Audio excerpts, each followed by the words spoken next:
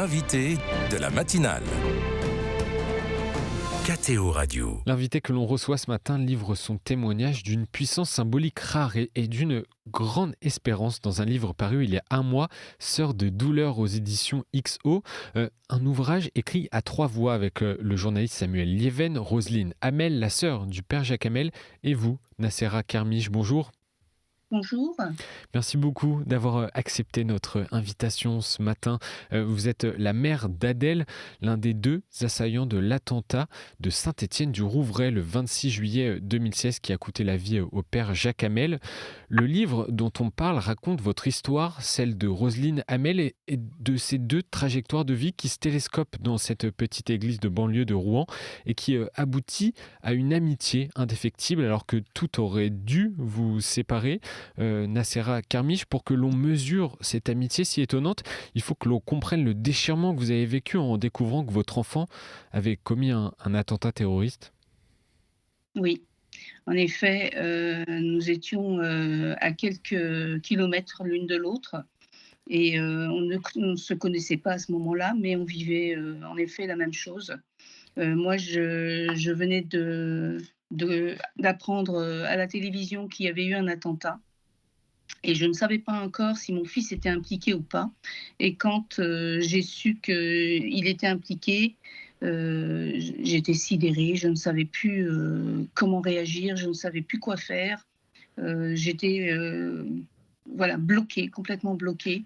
Je me suis dit, c'est pas possible, ça peut pas être lui. Pour moi, tant que j'avais pas vu que c'était mon fils, pour moi, ça pouvait pas être lui. Comment vous avez reçu cette nouvelle une fois que ça a été officiel ? Alors franchement, je m'y attendais pas du tout parce que, mon fils, moi, ce qui me faisait peur par rapport à mon fils, c'était qu'il réessaye de partir en Syrie. Parce qu'il avait déjà tenté 2 fois de partir en Syrie et j'avais peur qu'il recommence une 3e fois. Mais ce qui me confortait, c'est qu'il avait ce bracelet électronique au pied et je me disais: «Non, il va pas pouvoir partir avec un bracelet électronique, c'est juste impossible». Sauf que, voilà, ce bracelet électronique, c'est pas un bracelet GPS, il y a juste, il sonne juste si, il dépasse les horaires, c'est tout. Mais voilà, ma peur, c'était surtout ça. Mais vraiment pas, ça m'avait même pas effleuré l'esprit, qu'il commette un attentat ou qu'il participe à ce genre de tragédie, non, c'était hors de question, en fait. Il y a eu donc ce drame, on ne va pas y revenir, puis cette rencontre avec Roselyne Hamel quelques mois après, qui est l'aboutissement d'un long cheminement. Comment s'est passée votre première rencontre avec la sœur du père Jacques Hamel ? Est-ce que c'était une volonté, une nécessité de votre part de la rencontrer ? Oui, c'était une nécessité parce qu'on se parlait déjà depuis pas mal de temps au téléphone et on a commencé à lier de l'amitié au téléphone, mais évidemment quand on a une personne en face de soi, c'est beaucoup plus fort que on parle au téléphone.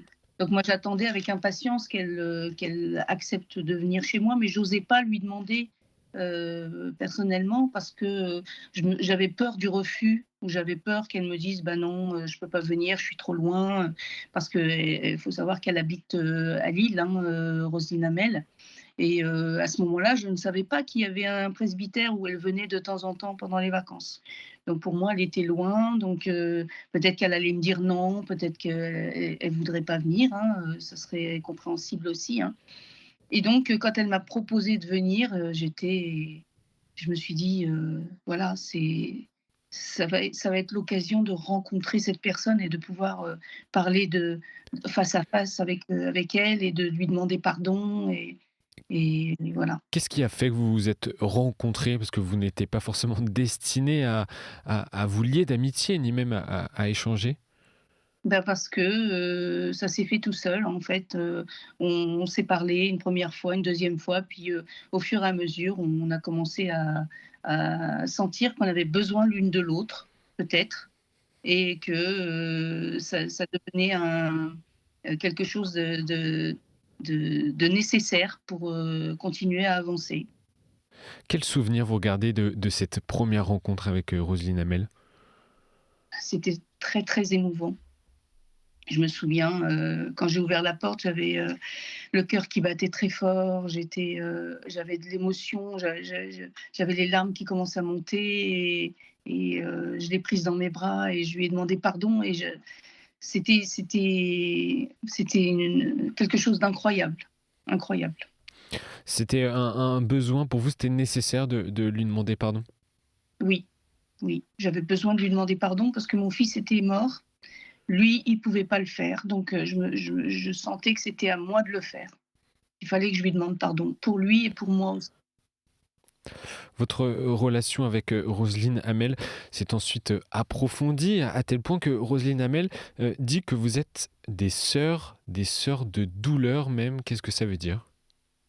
Ben, on est des sœurs de douleur parce qu'on est en train de vivre la même chose. C'est-à-dire qu'elle, elle a perdu son grand frère qui était quelqu'un de très, très important pour elle puisque c'était son guide, tout au long de sa vie et moi, j'ai perdu mon fils, mon petit bébé, mon petit dernier.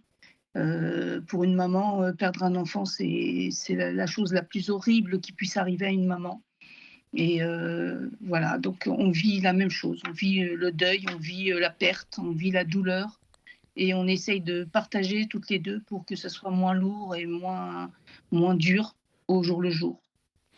Et parmi ces moments forts partagés, c'est un moment très fort hein, dans le livre. Moi, quand je l'ai lu, j'étais particulièrement ému. Il y a la visite tout déjà du presbytère où le père Jacques Hamel vivait. Et puis, vous êtes recueillis toutes les deux aussi sur la tombe de votre fils. Qu'est-ce qui vous rapproche dans ces moments-là où vous communiez d'une certaine façon votre douleur? C'est déjà incroyable que Roselyne, ait accepté de venir sur la tombe d'Adèle. Pardonner à la mère du jeune qui a commis cet attentat, c'est déjà très fort, mais alors venir sur sa tombe, ça a pas de nom, c'est au-delà de la force, c'est incroyable, c'est incroyable. Donc pour moi, c'était la preuve que cette femme est un ange. C'est un ange. Et elle a écrit notamment une petite carte qu'elle a adressée à votre fils Adèle et qu'elle voulait déposer sur sa tombe. Elle y témoigne son pardon envers lui et je vais citer un bout de Oui. cette carte maintenant. Elle écrit: «J'implore le Père Hamel et ce Dieu d'amour pour que ton âme d'enfant sensible et aimant te soit reconnue par lui», en parlant d'Adèle, fin de citation. Oui. Ce pardon est pour vous aussi un chemin vers la paix? Ah oui, ah oui. C'est Elle pardonne à mon fils. Elle pardonne d'avoir, commis, cet attentat. Donc elle est voilà, elle ne joue pas la comédie, elle n'est pas en train de feinter ou quoi que ce soit. C'est vraiment je vous ai dit, c'est vraiment une femme, extraordinaire, incroyable. Qu'est-ce que cette amitié vous apporte, Nassera Kermiche? Bah, la paix, la paix, à l'intérieur de moi, c'est, l'apaisement, l'apaisement et ça m'enlève vraiment un fardeau que j'avais sur le dos et je me disais que c'était un fardeau que j'allais avoir à porter toute ma vie, et en fin de compte, grâce à Roselyne, grâce à ma famille, grâce aux personnes qui m'ont entourée, ce fardeau, et bah, on le porte tous ensemble et c'est beaucoup moins lourd, beaucoup moins lourd.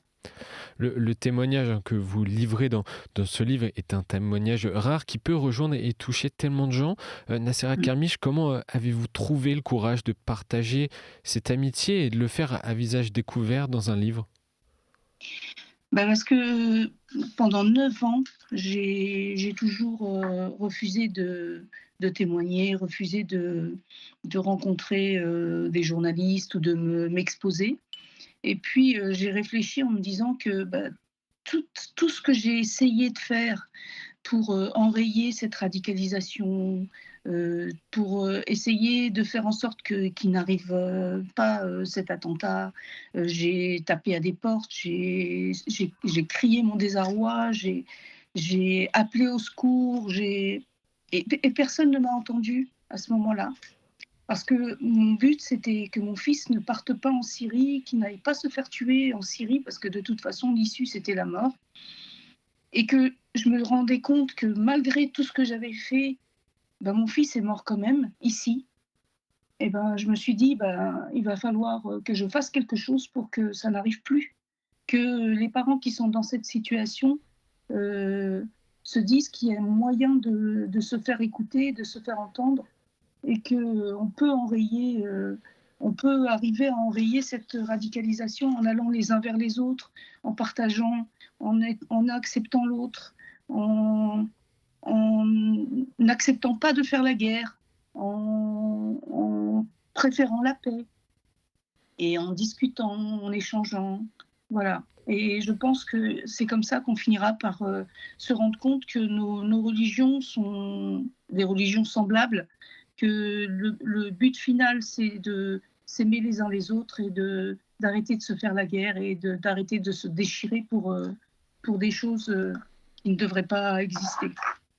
Et en racontant également cette amitié, ce lien avec la sœur du père Jacques Hamel, qu'est-ce que vous espérez apporter au lecteur et à la société?